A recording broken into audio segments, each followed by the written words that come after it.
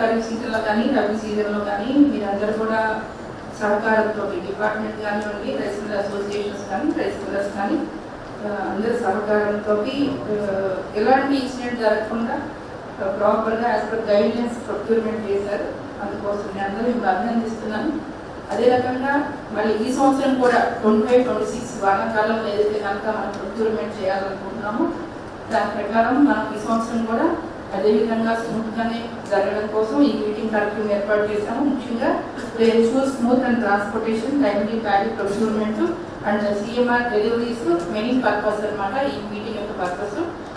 మనకి GOMS number 17 consumer affairs food and civil supplies department నుంచి commissioner గారికి detail guidelines ఇవ్వడం జరిగింది. 4/10 నాడు మీ అందరికీ కూడా దీని గురించి అవగాహన ఉంది. సో దీనికి సంబంధించి గ్రేడ్ ఏ రకానికి సంబంధించి 2389 కామన్ వెరైటీ సంబంధించి 2369 రేట్ ఆల్రెడీ ఫిక్స్ చేస్తున్నారు. ఇది మీకు ఆల్రెడీ అవగాహన ఉంది. కాబట్టి ముఖ్యంగా మనం చెప్పుకోవాల్సింది ఏంటంటే ఈ వానాకాలంలో మనకి ఈ సంవత్సరం మనకి దాదాపుగా 6 నుంచి 7 లక్షల మెట్రిక్ టన్నుల ధాన్యం మన జిల్లాలో పండుతుందని ఒక అంచనా అన్నమాట. ఈ అంచనా ప్రకారం ప్రైవేట్లో ఒక 2 లక్షల మెట్రిక్ టన్నులు ప్రొక్యూర్మెంట్ చేసిన 5 లక్షల మెట్రిక్ టన్నులు ప్యాడీ అయితే కనుక మనము గవర్నమెంట్ నుంచి ప్రొక్యూర్మెంట్ చేయడం జరుగుతుంది. ఇప్పుడు IKP సెంటర్లు కానివ్వండి, ఫ్యాక్స్ నుంచి ద్వారా కానివ్వండి, ఎందుకంటే జిల్లాలో మొత్తం ఇప్పటివరకు మన దగ్గర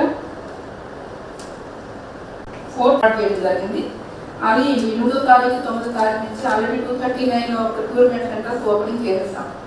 అయితే ఎవరైతే కనుక ప్రొక్యూర్మెంట్ సెంటర్లు ఓపెన్ చేసినప్పటికి కూడా మనకి మాయిశ్చర్ టెస్టింగ్ మనం చేస్తాం కాబట్టి బిలో 17% మనం తీసుకుంటాం. మాయిశ్చర్ టెస్టింగ్ చేసినప్పుడు మీ బిల్లింగ్ వచ్చినప్పుడు మీరు కూడా టెస్టింగ్ చేసుకుంటారు కాబట్టి డెలివరీ తీసుకునేటప్పుడు దాని ప్రకారం అయితే కనుక మీరు కూడా ఏర్పాట్లు చేసుకోండి.